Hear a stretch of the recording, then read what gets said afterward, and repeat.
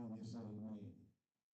To the Hare family, the Jones family, all of the families that intertwine into this family, I want to say to you that I met the Jones family through Mama Pearl. And when all of the family came and became a part of this church family, we all became family. And I've eaten many meals at Sister Pearl, Willie Pearl's house. Flo, you know it's the truth. And she was such a lady of class, and I kind of understand that because I grew up in that kind of environment. She put out the china and the crystal.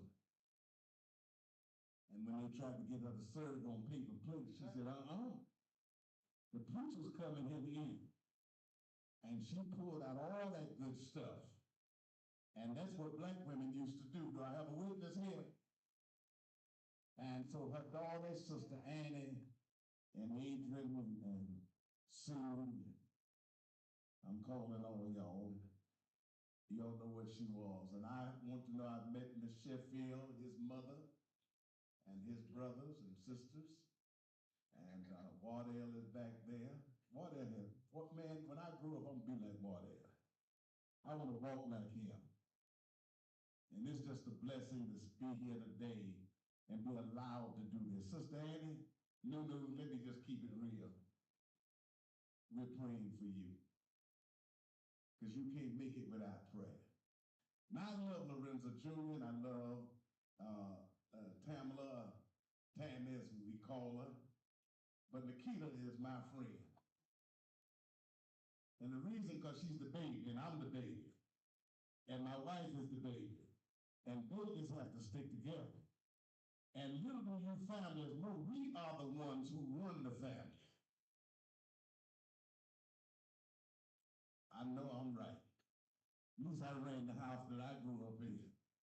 But we thank God for you and for the choir members, ushers, officers, members of the church, Providence, for being here today. Now we're going to get to the cemetery by 3 o'clock because we're going out there to Garden of Memories, and they have a different set of rules. And we're not going to have Annie have to pay no more money. She paid enough. And I'm not going to stand up here all day. But I want to call your attention to Job chapter 3. Job chapter 3 and verse 17. Now, my father said that when people die, they don't want to hear the preacher talking about Job and his affliction. But there is a word in Job, in the 3rd chapter and the 17th verse, that I think will help us to understand why God allows these things to be. Job 3:17, there the wicked cease from turmoil, and there the weary are at rest. I just want to talk about relocating. Turn to your neighbor, say, neighbor, the sermon is relocating.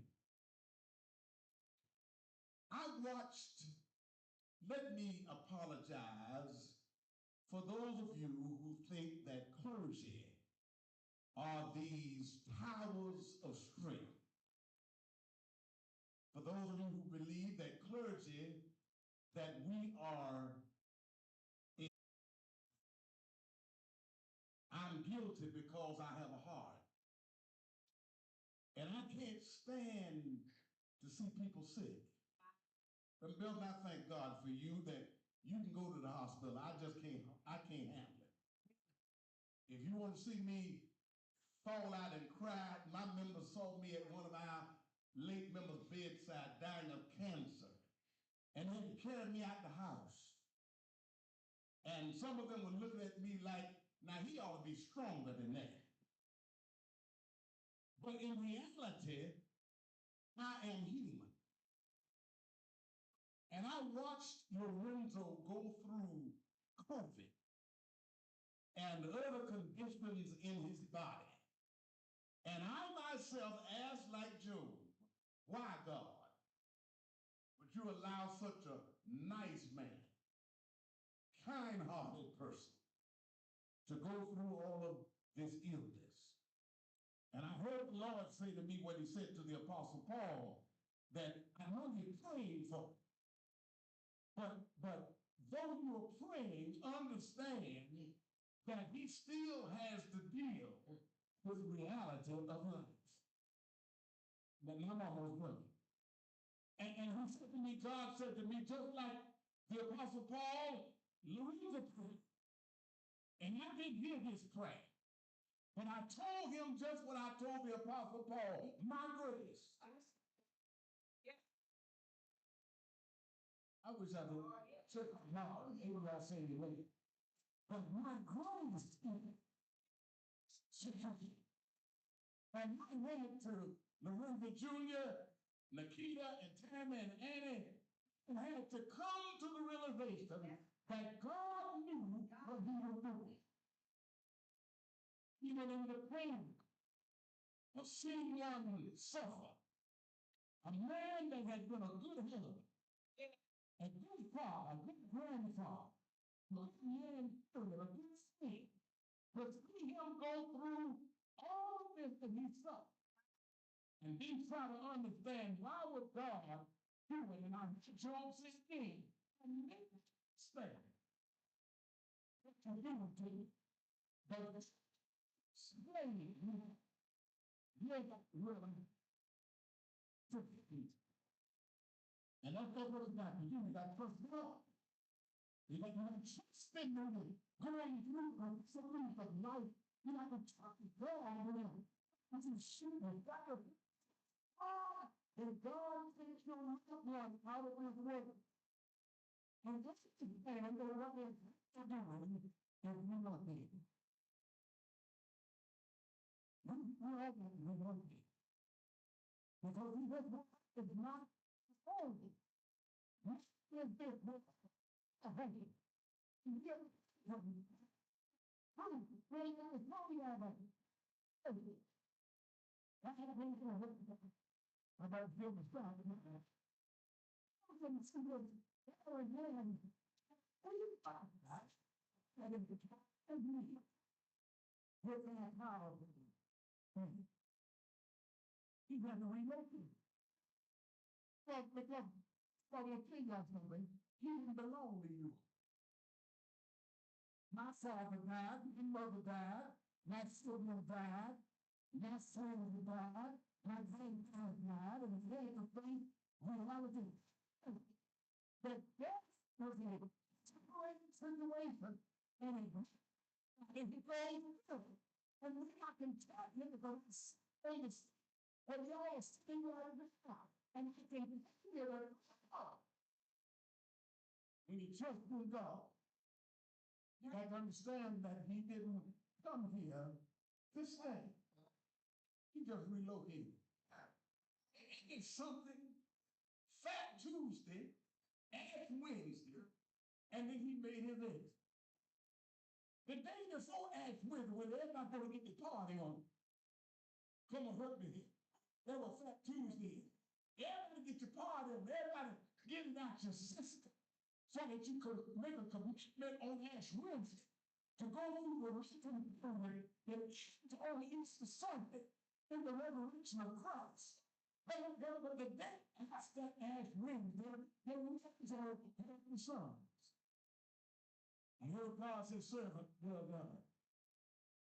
Listen, if you will, that Job in the 3rd chapter, he is saying to God what we've all said. And Job is speaking to God, and he curses the day he was born because he had dealt with his illness.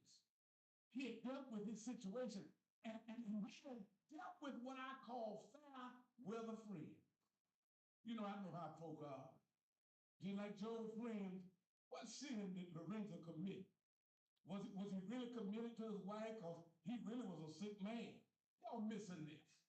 You know what people think, they may not see it. But when you get sick, people start thinking all kinds of stuff.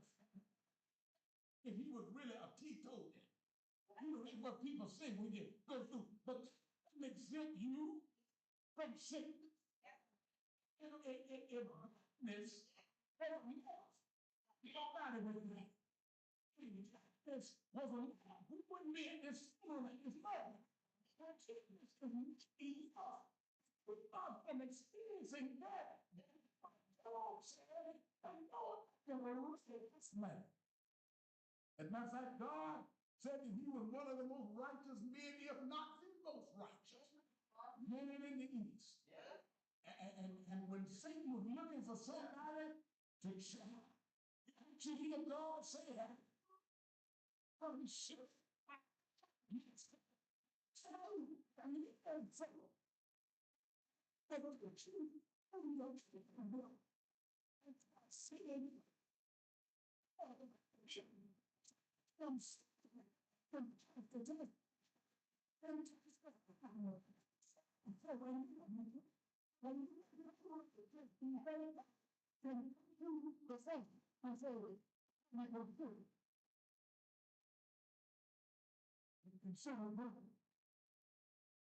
And Satan said, because I consider them.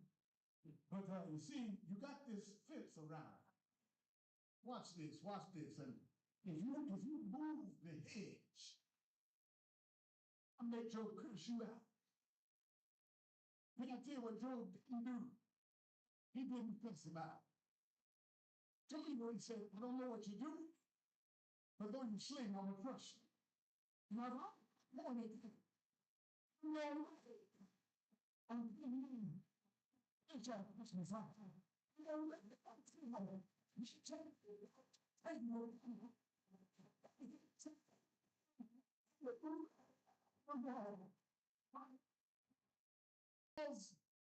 God showed him mercy, even in his misery. He said, listen, you ain't got to leave my family, don't want to leave my friend. But God said, you don't have to go through this. But there's something missing. If you trust me, there's something there. If you take me at my word, there's something there.